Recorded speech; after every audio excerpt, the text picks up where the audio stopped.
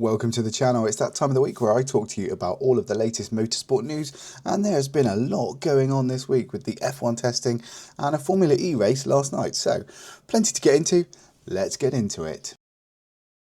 So first of all, here is the channel. This is the car channel, all the car reviews, etc. There's plenty of content coming very soon on there, so please do make sure you subscribe to that one. It is split into two channels because we've got the motorsport channel as well, which is separate. So if you're not subscribed to both, please do make sure you do, because it does make a massive difference. Right, let's get into the news, shall we? So starting off with F1 at the start of the week, it may seem like ages ago now, because it certainly does to me. We had 3 car livery reveals. The first one being Cadillac. Cadillac revealed this kind of split livery where it's asymmetric, so it's darker on one side than the other. I think it looks very smart. From one angle, it looks a bit 90s West McLaren Mercedes. I think it looks very, very cool. And when we saw it on track later in the week, it looked great. So I think they've done a great job. The big shame, and everyone said the same thing, is that it's not yellow. I think everyone was hoping that we'd see a yellow car, because Cadillac do use yellow in a lot of their other racing series. So a little bit of a shame, but they went for this kind of moon landing space theme. And it looks very cool. Looks very cool indeed. McLaren were next to reveal their livery, and it's papaya, as we would expect. They didn't get any hate for the big black stripe down the back of the car, which, you know, obviously Mercedes got loads of hate for. Sorry, Ferrari got loads of hate for trying to incorporate their HP. But I don't know. Do I prefer it to last year? Probably not. I don't like the extra colours on there. I think it's all subjective, of course. I think the DP World Blue, obviously that was there last year, but it stands out and it just doesn't look right.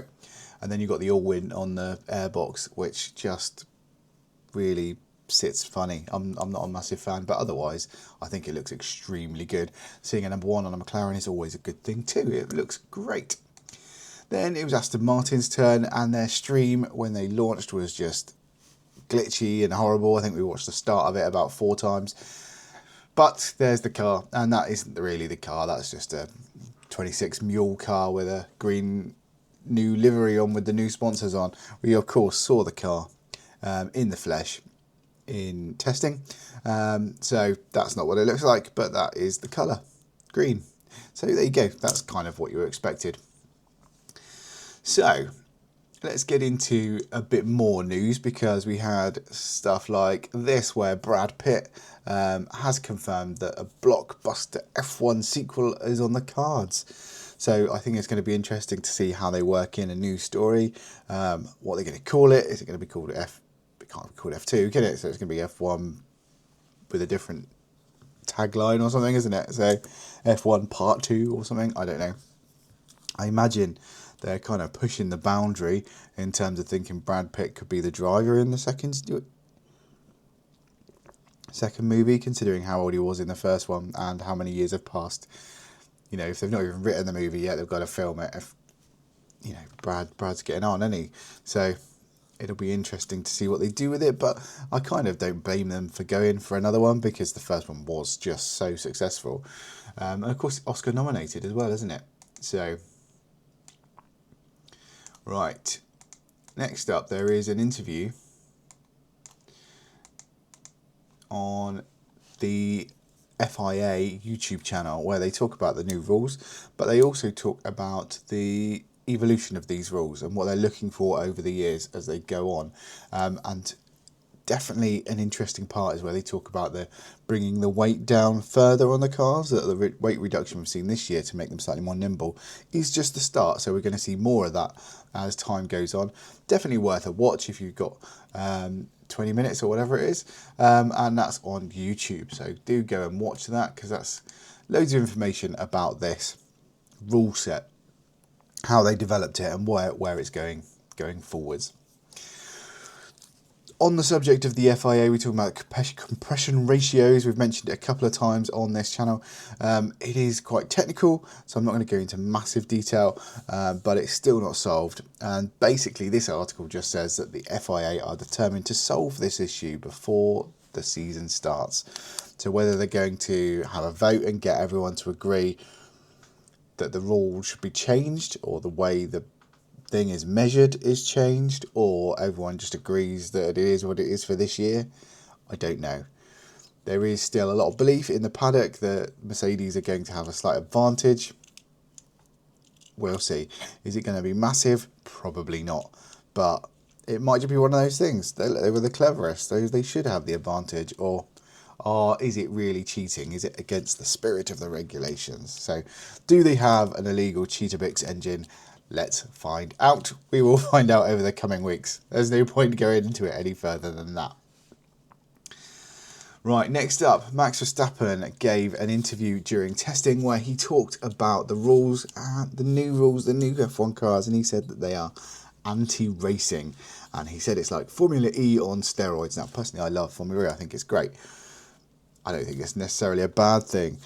I think the crux of what Max Verstappen was saying, and he's always the most outspoken one, but I think the crux of what he's saying is, for him, racing is getting in, putting your foot down and just going for it and pushing as hard as you can every minute of every lap.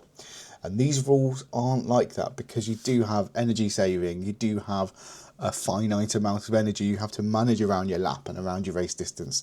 So there is a lot more thought that has to go into that. Where are you going to deploy? Where are you going to harvest? Those sort of things are really important. Just like it is in Formula E, but then in some respects, all Formula One has always been limited, whether it be by tyre energy left, by your tyre life. Where you always used to be the case where you put a soft tyre set of tyres on, you couldn't push for the whole qualifying lap. You'd have to choose whether you take it a little bit easier at the start of the lap to make sure you got fresher tyres at the end for the last sector, or do you go flat chat and you take a bit of degradation in the final sector. So you've always, in the history of F1, been looking to save some energy or manage your energy or what's available to you, whether it be grip or whatever, in some way. So I don't think he's quite on the mark here, but then obviously only he knows what he likes, and he likes to push, and that's it. And it's not quite like that, because there is a lot more of this thinking, working it out. So he's been quite outspoken, and a couple of other drivers have spoken up. Lando Norris said, well, if you don't like it, off you go, mate.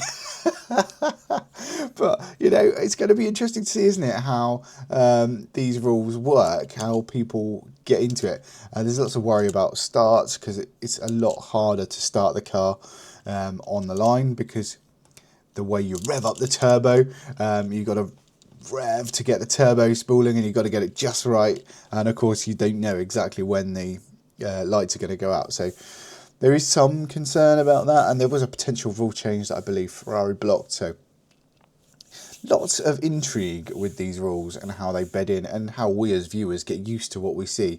And I think we're going to have to get used to the new terminology and the overtake modes and the boost modes and the different movable aero and things like that. The way the story is told to us is going to make a big difference too.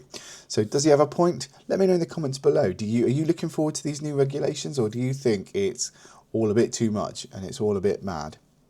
Let me know. Right, next up, full 2026 Bahrain F1 test results. So we had the shakedown test in Barcelona a couple of weeks ago. This week we had the first Bahrain test, which was 3 days of testing, Wednesday, Thursday and Friday, morning and afternoon sessions, and there is one more test coming next week. So this is effectively the middle test, and bits of it have been televised, so hopefully you've seen cars on track. There are certainly videos on YouTube from F1 and Sky Sports giving wraps and different bits on the days. Now, the race.com, I do like going to the race.com because they tend to have loads and loads of in-depth stuff. And if you look at their page at the moment, they've got Test 1 winners and losers. They've got long-run data analysed, full results, lots and lots of information on there. So it's definitely worth going and having a look at their page, because there is an awful lot to see. I've just pulled this one out here, which is the test results. So basically, fastest laps by driver. The two Mercedes drivers are the fastest, then the two Ferraris, then the two McLarens, then Max Verstappen in the Red Bull. So it's kind of almost as you were. It definitely feels like the pecking order if you could dare call a pecking order so far, it definitely feels like the pecking order is you've got your top 4 teams as you had before. So you've got Mercedes, you've got Red Bull, you've got Ferrari and McLaren. Now, from what I've seen, it feels like the most reliable is Ferrari, and they're quite quick on long runs. Best all-rounder is potentially Red Bull, although slightly fragile from time to time. McLaren seem to be fairly reliable, but not quite as quick. And then you've got Mercedes, which seems to be extremely quick, quite fragile, not so good on the long runs, and struggling for tyre temperature in the heat. They like the cooler temperatures, but then that's a trait of their car lineage going back. So that feels like your top 4. And it could well be that that's it. That's the top 4 locked in for the season. And those, you could potentially have 8 drivers knocking 10 bells out of each other trying to win the championship, which could be absolutely fascinating. Where everyone fits in after that is a much bigger question, because Haas did extremely well. They pumped in the laps, they had decent times, they were kind of the secret stealth, under the radar brilliance. So they do look very much like they might be the best of the rest. But then you've got Alpine in there, Williams in there, Audi not a million miles away either, and they came with a completely revised car with funky side pods. Definitely go and have a look at that. I'll put a picture up because it is very, very interesting to see what they've done. Almost Mercedes 22S. So, worth a look. The Racing Bulls are in there. But then you've got the Cadillac, which has struggled for pace. I mean, they've brought themselves back in a little bit in the last day. But looks like at the moment, bringing up the rear is Aston Martin, who just look slow and unreliable. It's not been a great test for Aston Martin. They have really, really struggled. Lance Stroll said they need to find 4 seconds, which is like an age in Formula 1 terms. So, God knows. I'm looking forward to seeing that. Fastest laps by driver gap to leader. Fastest laps by team. So Mercedes, of course, then Ferrari, McLaren, Red Bull, Haas, Alpine, Audi, Williams, Racing Bulls, Cadillac, Aston Martin, as I said. Total laps by team, Williams well and truly caught up from not making Barcelona test with 422 laps, the same as McLaren, so right up there. Ferrari also right up there. Haas, again, absolutely brilliant. Audi been pumping in the laps, which is brilliant to see because they've not only debugging a new car, but a brand new power unit. And Aston Martin again at the back, so that's real sad. I mean, look at that. Mercedes, second last in lap count because of how unreliable they were. Total laps by driver, Kimi Antonelli at the back behind the 2 Aston Martins. I mean, he did get the majority of the bad luck, so that's a real shame. But Charles Leclerc got the most, actually, so loads. But yeah, Ferrari looking good, Mercedes looking decent, Red Bull looking pretty good, surprisingly good how good their power unit looks to be. And there you go. So look at the race for the detailed analysis, and of course they'll have podcasts and stuff as well. They're brilliant. Right, next up, Formula E. There was a race last night, Friday night, because there's a slight change to the schedule for this doubleheader. So there is another race tonight, Saturday night, and then the Evo sessions are on Sunday. I'll tell you a bit more about that in a minute. Pascal Wehrlein won the first race. He absolutely dominated it. Perfect strategy. It was brilliant. It was the first race of the doubleheader, so they had pit boost, which I think is absolutely brilliant. Anyway, that was great. The second race is tonight, and I'll tell you about that in a second. But on Sunday, you've got the Evo sessions. Now, in the Evo sessions, they've basically got well-known celebrities, content creators, and they put them in Formula E cars. Lots of very famous names. So you've got Izzy Hammond, which is Richard Hammond's daughter, Bazinga, Arthur TV, Chip, Amelia Harford, Brownie. Lots of people I'm too old to know. But last time they had like Mr. Beast there and all sorts, didn't they? So, lots of massive names all driving Formula E cars. It'll be on YouTube. There'll be highlights, all sorts, and it's around the Jeddah circuit. So definitely worth having a look. Now it's that time where we look at the M Sport Extra calendar. Absolutely loads going on this weekend. So we have obviously the Jeddah Formula E. Now, if we look at the ITVX schedule, on ITV4 in the UK tonight, from 4 p.m. is the Formula E. So Formula E live from 4 p.m. I think race start is about 5, but it's live and free on ITV4 and of course on ITVX here in the UK. You'll also see that we have the WRC Rally of Sweden and the Bathurst 12 Hours. So the Bathurst 12 Hours is available on their website, and it'll be on a live stream on YouTube. And TNT Sports have all of the World Rally Championship as well. So World Rally Championship from Sweden is on TNT Sports, and it's different stages throughout the day. So you've got one there at 9 a.m. on Saturday morning, 10 a.m. Saturday morning, etc, etc, etc. So it's all across TNT Sports.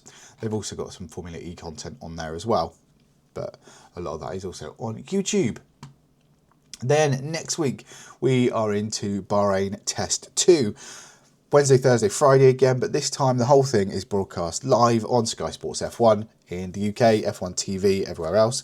They're still going to have the testing wrap afterwards, and daily blog, of course, on the website as well. So there you go. That is the full coverage of the last test, completely live on Sky Sports, and I am looking forward to that because I just love the chitter chatter and the daily F1 testing. I love it because it's so much fun. If you are following M Sport Extra and you are enjoying the content, if you click on the Happy Testing hashtag, it will take you through to X, where everything using the Happy Testing hashtag is aggregated. So everything M Sport Extra tweets and pushes out is in there, and you literally get everything from everybody. He aggregates everything. So all of the latest news is on there. So just click on the hashtag. Also, if you look, there are various people doing watch-alongs, but one of the Motorsport Extra, M Sport Extra partners, JB Motorsports, has a watch-along, and the link to that is also on the M Sport Extra website. So there's your calendar, plenty to get into, absolutely loads happening over the next week. And then this time next week, we'll chat again about what's happened in the final test. Is everyone going to be ready for Melbourne? Is someone going to come out and be even faster? Is someone going to turn up with loads of updates? We will find out next week. Please do like, subscribe, and I'll see you in the next one.